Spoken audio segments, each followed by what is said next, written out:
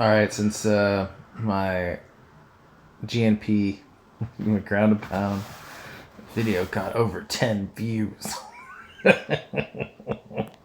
going to do commentary on it, which is kind of crazy because it's just a workout. But that's what I'll point out, just the different aspects of the working out, I guess. That'll be fun. So I'm going to start it. So I got the Whitney shirt on, so I'm already powered up. All right, I got Iron Maiden in the background. Super power up. And the baby's watching, so you know, gotta do good for him, you know. So yeah, so I have my bag. I think everybody should have their own ground and pound heavy bag. So Muay Thai bag, it's heavy. That thing is hard, super hard.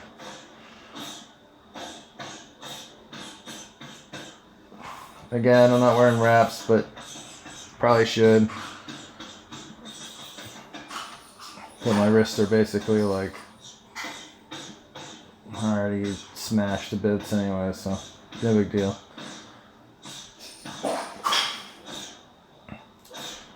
A couple things I always throw in there. I always do the standing punches, you know, the speed mount ones. Lots of knee on belly. You know, you gotta hit from both sides. When you're throwing that like hook, you gotta watch out for your thumb. Like so, I'm kind of like clubbing in like this. You know, you gotta watch out for your thumb. You don't hurt your thumb. The way to do that is like when you're hitting, you kind of turn your hand a little bit. So in other words, so here's the thumb, so you kind of hide the thumb by just turning your hand. So your wrist is normally, that's neutral. This is kind of how you want to hit it. So it's hitting like this. So that way it hits both the thumb and the knuckle kind of at the same time. You're not going to hurt your thumb if that's the case, if you have gloves on. Raw, it's tricky. And if you're doing it no gloves at all, you really just want to hit this knuckle, so you really can't hit as hard. So it's more of like a speed kind of, you want to just tap their eye kind of thing, you know. It's more of like facial damage than brain damage that you're trying to give to your opponent. So, yeah, then do my calf stretches. I almost always do those first. The injury that's plagued me the most, other than now back, cause this is like I think my third time. It's the same spot on my back, but my feet get like the really tiny minor injuries all the time. I'm just heavy, you know. So, and I don't move around like someone who's heavy. My feet are like, wait, you should be moving slower, or there should be less of you. So, little underwear shot. Maybe a little Palmer's crack. You get to see my crazy, what is it called? Calyx. Yeah. Top of my head. So I'm winging those punches. Yeah, so normal punches you don't load up with your arms, but when you're doing ground and pound, that's literally all you can do is load up with your arms. You don't really load with your hips at all. I mean, you still use your hips and your legs. You can see my hips moving back and forth, and little soccer kicks to end it. Always throw those in. It's fun. What you got there? Your hammer fist, your standard elbows, your back elbows coming in. You didn't really see those because it was it's like I would call those the crucifix elbows. Is really what it's like. Yeah.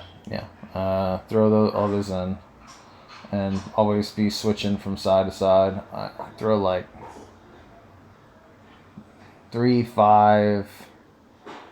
So I kind of count to myself, or it's just kind of natural. It happens. It's like 3, 5, maybe 10 for like the straight speed punches when I'm in mount. Before I switch to the next thing. And next thing definitely isn't like always switching sides, of course. It's just switching your angle of attack. When they've truly covered up or they've rolled away or something like that, you switch to the other side. Plus, it's just it's a workout, so you don't want to overdo one muscle group.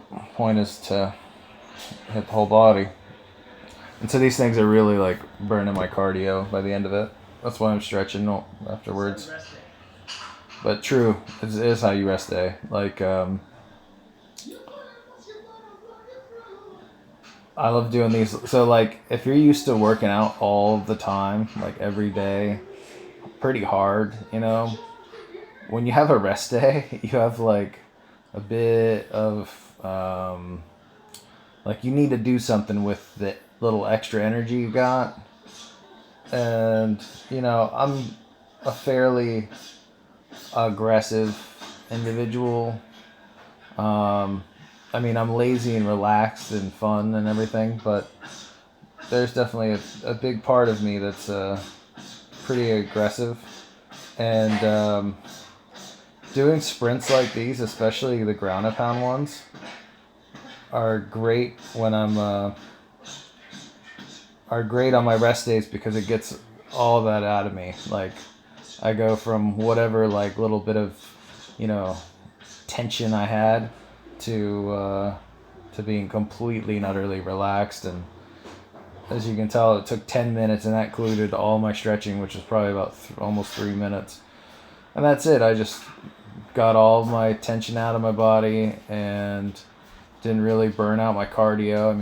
I peaked it like 3 times or 4 times, but not, there was it wasn't going long enough, or I didn't go hard enough for it to really wear out any particular muscle group or joint or my endocrine system at all. So now, instead of holding this minor tension in which I found that like there's really nothing that gets that little tension out of me. Like, drugs don't work, weed doesn't work for me to like get that little tension out. Sex, masturbating, whatever, nothing really gets that little bit of tension out of me, other than like a quick hard workout.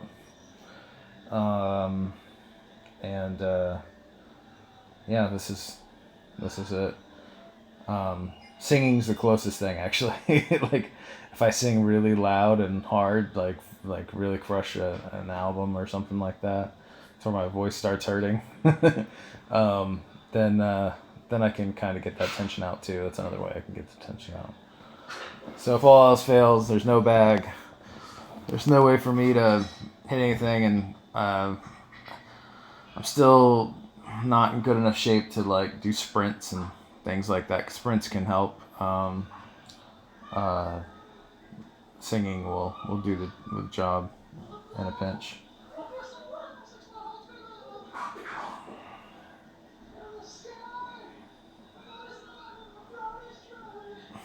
It's so terrible. I'm not good at singing the falsetto, and I have to like belt it, and it's hard. It's hard to do without being really loud, and I don't have the oxygen in this video for that. I like this little thing I'm doing here. I like did a little, so I'm trying to stretch out my hips, and I'm basically using the bag as like kind of like a little box squat, and just putting my weight slightly on it and then pulling back off. And it got me deeper into the squat. You can see my heels were off the ground, and then when I started doing that, I was able to get them to stay on the ground mostly after a little while. Here I am stretching that poor back out. Didn't help any. So anyways, I think the rest of the video is just me stretching. I've been doing the same stretches for a while. I've been getting more and more intense with it, and I think that's actually one of the reasons why I hurt my back, because my back was already tight, and I tried to do a long stretch and then tried to do stuff after that, and it's no bueno. So Yeah. Alright. That's pretty funny. He does, I swear, he hits these things along sometimes. He's still too young to really understand, but I think he does it just instinctively.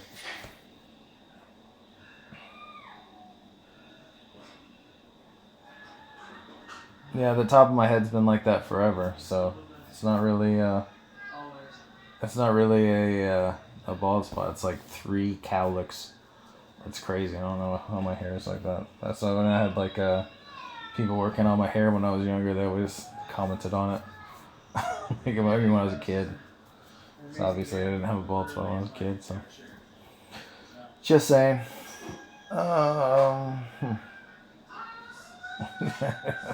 Wolfie's so funny. Alright, that's it. Thanks for watching. Later.